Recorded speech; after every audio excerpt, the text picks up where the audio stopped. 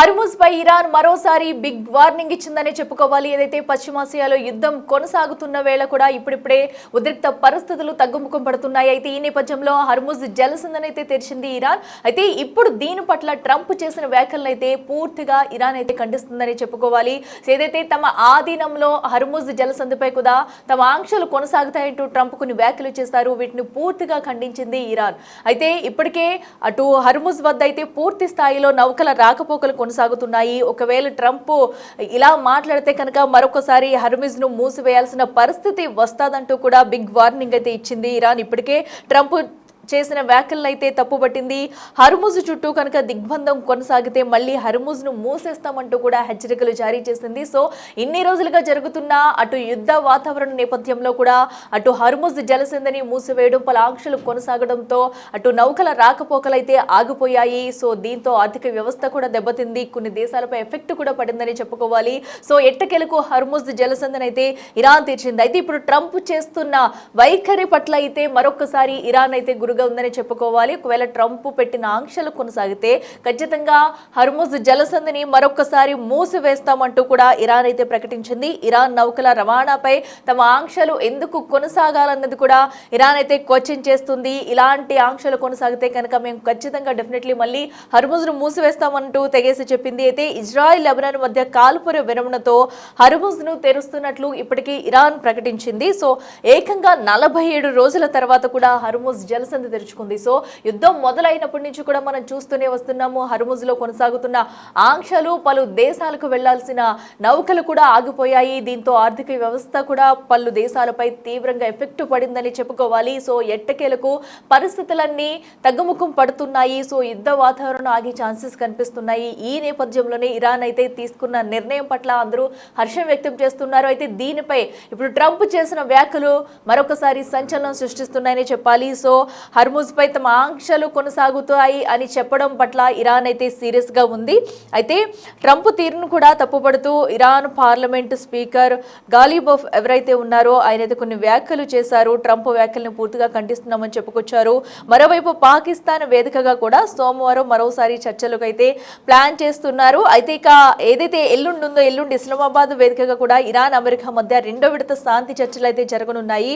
ఇక రేపే ఇరువురు కూడా ఇస్లామాబాద్ కు ఇరు దేశాల ప్రతినిధులు చేరుకున్నారు. ఇప్పటికే శాంతి ఒప్పందం చాలా దగ్గరలో ఉందని ట్రంప్ చెప్తున్నారు. మరి శాంతి ఒప్పందం ఎంతవరకు సఫలం అవుతుంది అనేది కూడా మనం చూడాలి. సో ఇదివరకు కూడా చర్చలు జరిగాయి, బట్ ఎక్కడ కూడా విఫలం అవుతూనే వచ్చాయి. మరి ఇప్పుడు అటు ఇస్లామాబాద్ వేదికగా జరిగే శాంతి చర్చలు ఎంతవరకు సఫలం అవుతాయి అనేది కూడా మనం చూస్తూ ఉండాలి. సో ఇప్పుడైతే ప్రస్తుతం ఇరాన్ మరొకసారి గట్టి హెచ్చరికలు జారీ చేసిందని చెప్పాలి. ట్రంప్ వైఖరి ఎక్కడ వెనుకబడడం లేదు. సో ట్రంప్ చేసిన వ్యాఖ్యలకు అంతే ఘాటుగా కూడా ఇరాన్ అయితే జవాబిస్తుంది. మరింత సమాచారం అందించేందుకు ఢిల్లీ నుంచి మా ప్రతినిధి శివ అందుబాటులో ఉన్నారు.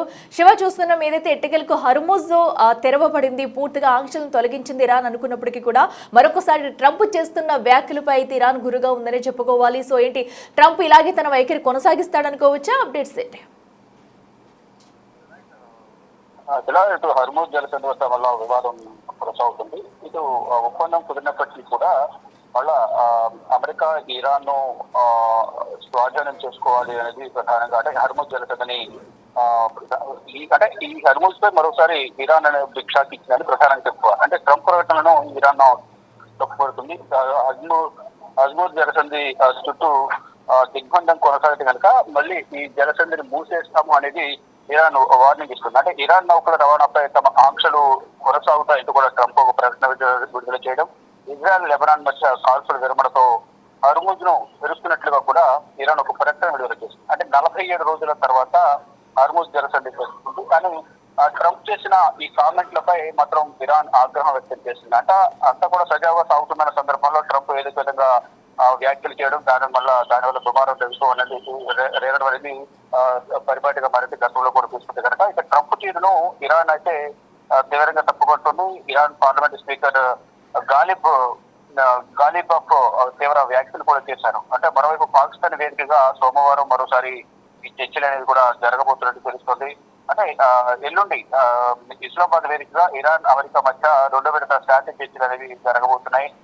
ఇరు దేశాలకు సంబంధించిన ప్రతినిధులు రేపు ఇస్లామాబాద్ కు బయలుదేరనున్నారు. ఇప్పటికే శాంతి ఒప్పందం చాలా దగ్గరలో ఉందనేది కూడా ట్రంప్ వ్యాఖ్యలు చేస్తూ ఉన్నారు. అంటే ఈ లెబనాన్ ముందు కాల్పుల విరమణ ఒప్పందం అనేది అమెరికా ఇరాన్ మధ్య కుదిరింది. కానీ లెబనాన్ కూడా దీనిపై ఇంక్లూడ్ చేయాలనేది ఇరాన్ తెలిపిన నేపథ్యంలో ఈ కాల్పుల విరమణ ఒప్పందంలో లెబనాన్ హెజ్బుల్లా లేవు అనేది ఇజ్రాయెల్ చెప్తుంది. దానిలో భాగంగానే వారిద్దరి మధ్య కాల్పుల విరమణ ఒప్పందం కుదిరినప్పటికీ కూడా మళ్ళా లెబనాన్ పైన హెజ్బుల్లా పైన ఈ ఇజ్రాయెల్ అనేది దాడులు చేస్తూనే ఉంది. దానిలో భాగంగా ఇప్పుడు మళ్ళా తర్వాత శాంతి చర్చలకు మళ్ళా ఇజ్రాయెల్ అంగీకరించిన నేపథ్యంలో వీటి మధ్య కూడా కాల్పుల విరమణ ఒప్పందం కుదురుతుంది. లెబనాన్ హెజ్బుల్లా మధ్య కూడా ఇజ్రాయెల్ మధ్య ఈ నేపథ్యంలో కంప్లీట్ గా హర్ముజ్ జలసంధిని ఓపెన్ చేయాలని నిర్ణయం తీసుకున్నాం. కానీ మళ్ళా ట్రంప్ చేసిన వ్యాఖ్యలతో ఇటు ఇరాన్ కూడా తీవ్ర ఆగ్రహం వ్యక్తం చేస్తోంది. అంటే ట్రంప్ ప్రకటనలో ఇరాన్ తప్పుపడుతున్న పరిస్థితి కనిపిస్తుంది. కానీ మళ్ళా శాంతి చర్చలు అనేవి మళ్ళా జరగబోతున్న నేపథ్యంలో ఏం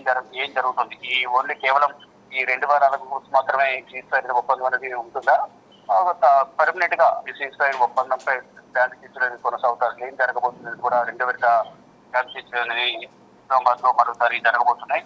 రేపు ఇటు ఇరు దేశాలకు సంబంధించిన అమెరికా అలాగే ఇరాన్ కు సంబంధించిన ప్రతినిధులు మరోసారి ఇస్లామాబాద్ కు వెళ్ళనున్నారు.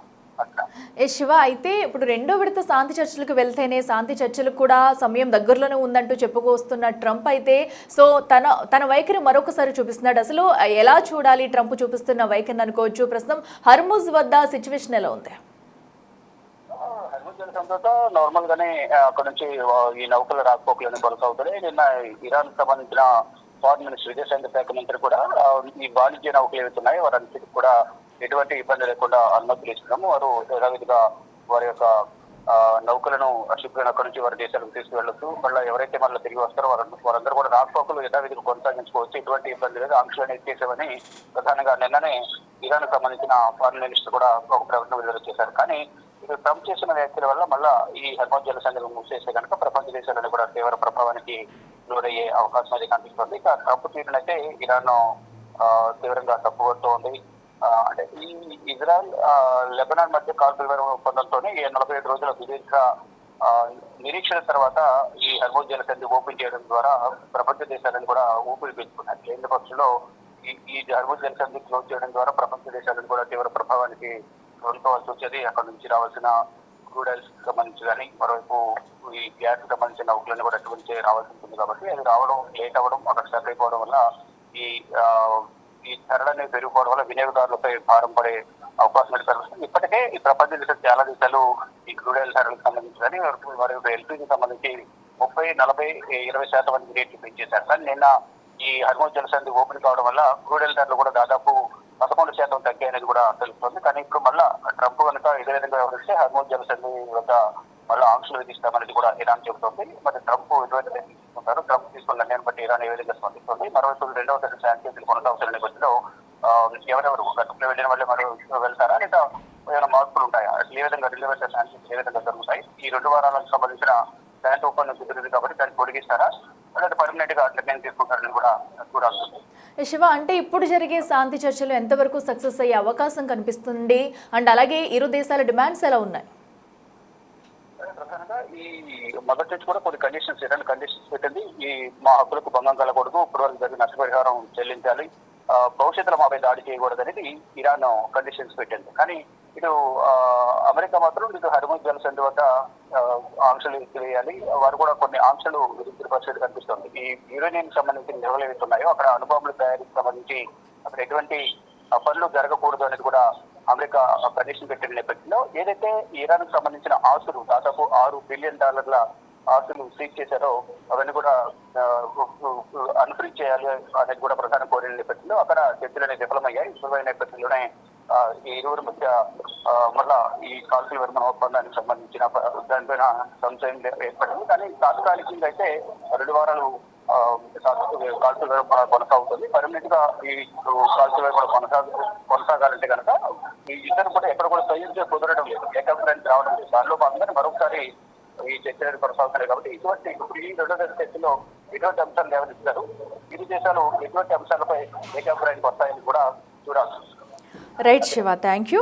ఎస్, చూస్తున్నాం కదా ప్రస్తుతం అయితే అటు హర్మూజ్ పై కూడా మరోసారి ఇరాన్ బిగ్ వార్నింగ్ ఇచ్చిందని చెప్పుకోవాలి. ఏదైతే ఇంకా ఆంక్షలు కొనసాగుతున్నాయి, అలాగే హర్మూజ్ వద్ద కూడా ఇప్పటికే పూర్తిగా హర్మూజ్ జలసంధిని ఓపెన్ చేసిన ట్రంప్ చేసిన వ్యాఖ్యల పట్ల అయితే ఇరాన్ ఇంకా గురుగా ఉందని చెప్పుకోవాలి. సో ఏదైతే ట్రంప్ ఆంక్షలు కనుక హర్ముజ్ పై కొనసాగితే మళ్ళీ యథాతథంగా కూడా హర్ముజ్ను మూసివేస్తామంటూ కూడా వార్నింగ్ ఇచ్చింది. ఇప్పటికే 47 రోజుల తర్వాత అయితే హర్ముజ్ జలసంధి తెరుచుకుంది. సో ఇప్పుడిప్పుడు అన్ని దేశాలకు కూడా నౌకలు అయితే తరలి వెళ్తున్నాయి. సో ఈ నేపథ్యంలో ట్రంప్ చేస్తున్న వైఖరి పట్ల మరొకసారి అయితే విమర్శలు వచ్చే అవకాశం కూడా కనిపిస్తుంది. ఏదైతే మరొక 2 రోజుల్లోనే శాంతి చర్చలకు వెళ్ళబోతున్నారు. ఏదైతే రెండో దశ శాంతి చర్చలు మరి ఎంతవరకు ఇవి సక్సెస్ అవుతాయి, లేదంటే ఒకవేళ ఇప్పటికే 2 వారాలకు కుదుర్చుకున్న ఒప్పందాన్ని కొనసాగిస్తారా, లేదంటే కంప్లీట్ గా యుద్ధం ఆపేందుకు కూడా ఇప్పుడైతే శాంతి చర్చలు సఫలం అవుతాయా అనేది కూడా వేచి చూడాలి.